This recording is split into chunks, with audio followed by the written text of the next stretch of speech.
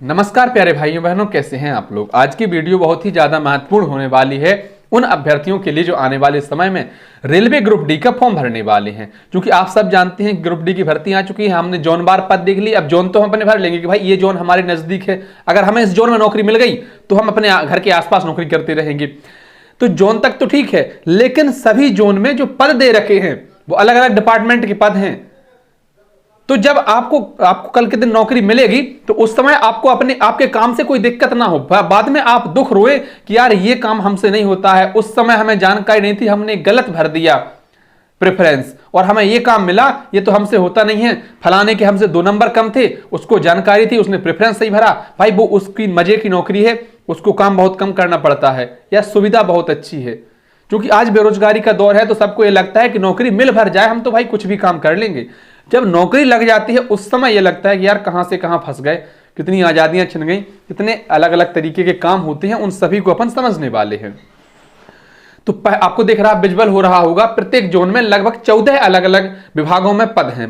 अब विभाग तो एक ही है, रेलवे, भारतीय रेल, लेकिन इसके उप विभाग जो हैं वो अलग अलग हैं, उनके सबके अलग अलग काम बटे हुए हैं। सबसे पहले आपको दिख रहा होगा असिस्टेंट S&T। इसका काम क्या होता है? S&T का मतलब होता है, पूरा नाम इसका है सिग्नल एंड टेलीकम्युनिकेशन। तो सिग्नल का रख रखाव एवं मेंटेनेंस, कम्युनिकेशन से संबंधित अगर कोई समस्या आती है, तकनीकी समस्या, तो उसका मेंटेनेंस या सुधार, यह आपका काम हो गया।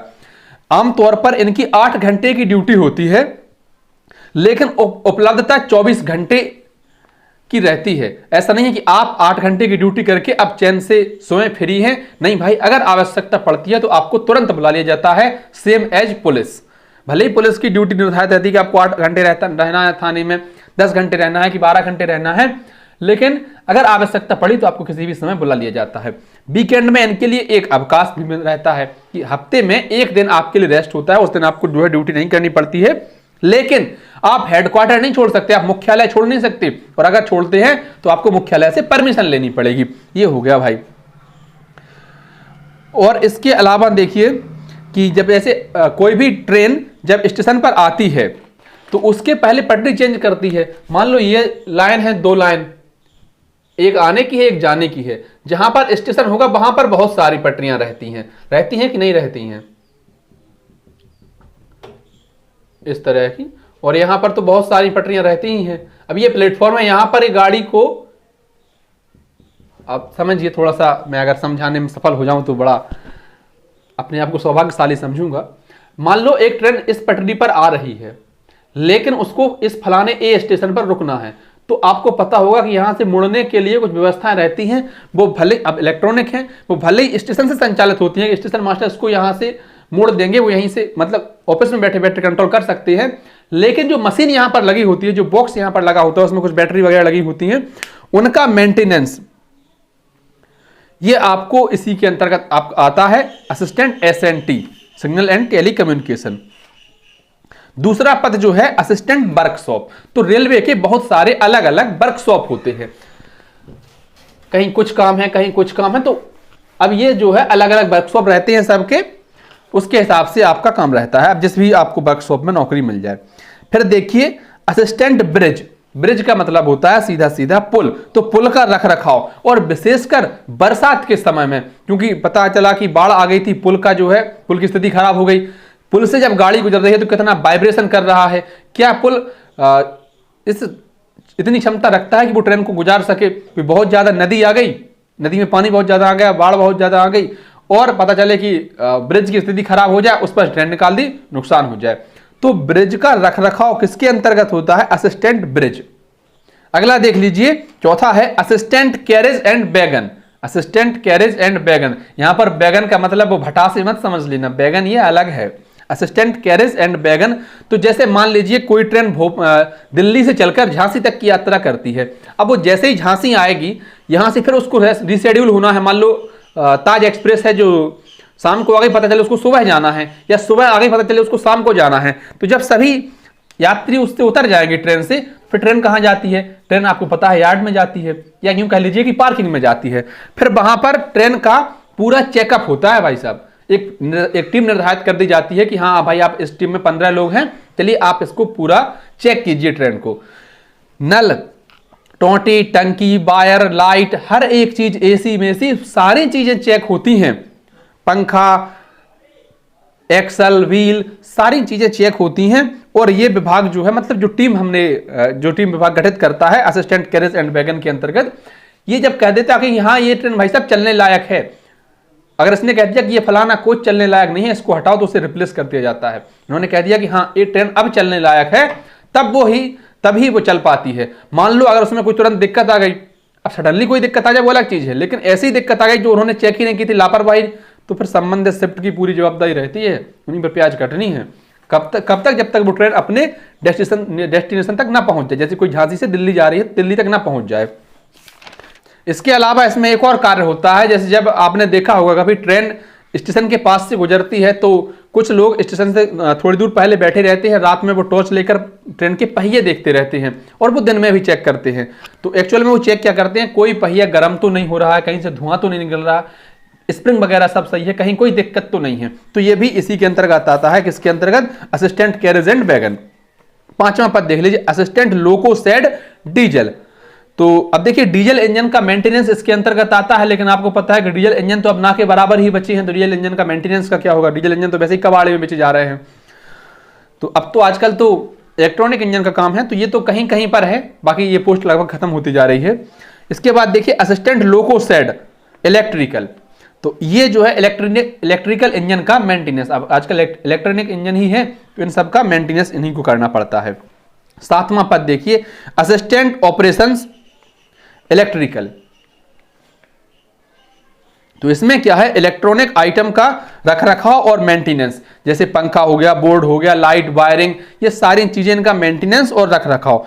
जैसे मान लो अगर कोई भी उपकरण ट्रेन में लगा है, ऐसे कोई स्विच बोर्ड लगा है या पंखा लगा है, उसकी वैधता 3 वर्ष की है। कितनी है?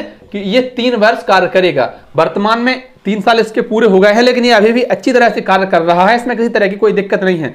बावजूद इसके यही विभाग इनको चेक करेगा। कौन सा? Assistant operations electronics. तो यही विभाग इनको चेक करेगा कि हाँ इनकी डेट निकल गई है, काम कर रहे हैं तो ठीक है, नहीं कर रहे हैं तो भी ठीक है, लेकिन चेकअप तो इनका होगा। इसके साथ ही पूरी लाइट की जिम्मेदारी रहती है, वो इनकी रहती है। असिस्टेंट पी बे, ये है रेल पथ। तो रेल पथ के ऑफिस कार्य भी ऑफिस में बैठकर नहीं, मैनुअली आपको अलग अलग जगहों पर जाना पड़ता है पेपर वर्क के लिए। 8वां ये हो गया। 9वां देखिए कार्य, assistant TL and AC workshop.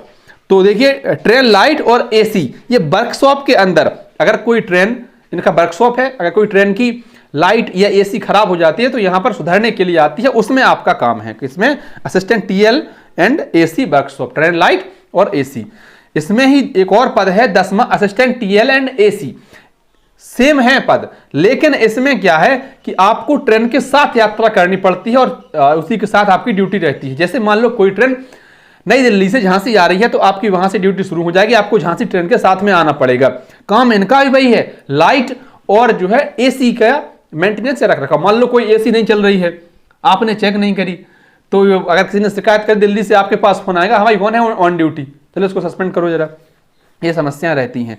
हालांकि इसमें कुछ अलाउंसेस ज्यादा मिल जाते हैं, जैसे 625 रुपए यात्रा भत्ता मिल जाता है अलग से यात्रा करने के लिए, 188 रुपए रात्रि के लिए मिल जाते हैं, 450 रुपए प्रति घंटे के हिसाब से लेट होने पर मिल जाते हैं। तो भत्ते तो हैं, लेकिन काम भी है। आपको पूरी रात ट्रेन में इंजन से लेकर पीछे तक जाना है, फिर पीछे से लेकर इंजन तक आना है, बार बार चेक करते रहना है, ये काम रहता है। देखो कई बार इंजन बदलना पड़ता है तो पावर कट करना पड़ता है, उसके बाद पावर सप्लाई चालू करनी पड़ती है। तो ये सारे काम किसके रहते हैं? इन्हीं के रहते हैं, असिस्टेंट टीएल एंड एसी। ऐसा नहीं कि ट्रेन लाइट और एसी, ट्रेन की लाइट भी और एसी भी, ये सारे काम इनके रहते हैं। असिस्टेंट ट्रैक मशीन, एक चीज आपने समझी होगी कि सैलरी है ठीक है, लेकिन काम भी है और नौकरी है, अगर कर रहे हैं तो काम आपको करना ही पड़ेगा। आप किसी से पूछे ना कि भाई क्या काम रहता है आपका, वहां क्या, खासकर प्राइवेट वाले, सरकारी वाले ऐसा कम कहते हैं, लेकिन प्राइवेट वाले तो कहते हैं भाई काम कुछ नहीं है, बस दिन भर बैठे रहते हैं यार, और सैलरी पता नहीं इतनी है उतनी है, काम कुछ नहीं है। एक्चुअल में ऐसा होता नहीं है, काम तो आपको करना पड़ता है। अगर आप चाहते हैं, एक कमेंट आया था, मैंने पूछा कि इनसे संबंधित आपको कोई जानकारी चाहिए हो तो भाई कमेंट कर दो। तो एक भाई ने कमेंट किया कि यार ऐसी नौकरी बताओ, ऐसी पोस्ट बताओ जिसमें काम भी ना हो कुछ, सैलरी भी ज्यादा हो और बैठे रहें।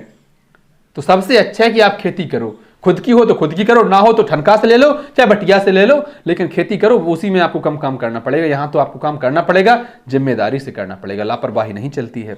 11वां पद देखिए, असिस्टेंट ट्रैक मशीन। तो भाई साहब जहां तक मुझे पता है ये सबसे रईसी नौकरी है। इसमें क्या है कि रेलवे ट्रैक का सुधार, अगर कहीं पर सडनली कोई ट्रैक में समस्या आ जाए तो इनका खुद का एक चलता फिरता ऑफिस रहता है। एक्चुअल में वो ऑफिस मान लो, होटल मान लो, कुछ भी मान लो, जिसमें सारी सुविधाएं रहती हैं। इनका वो इंजन है, उसी में कुछ डिब्बे लगे हैं, एक आध डिब्बा मतलब, तो वो लेकर पहुंच जाते हैं जहां पर कोई समस्या है, वहीं सुधार कर देते हैं तुरंत। हालांकि इसमें ड्राइवर नहीं होता, इनको खुद ही ये चलाना पड़ता है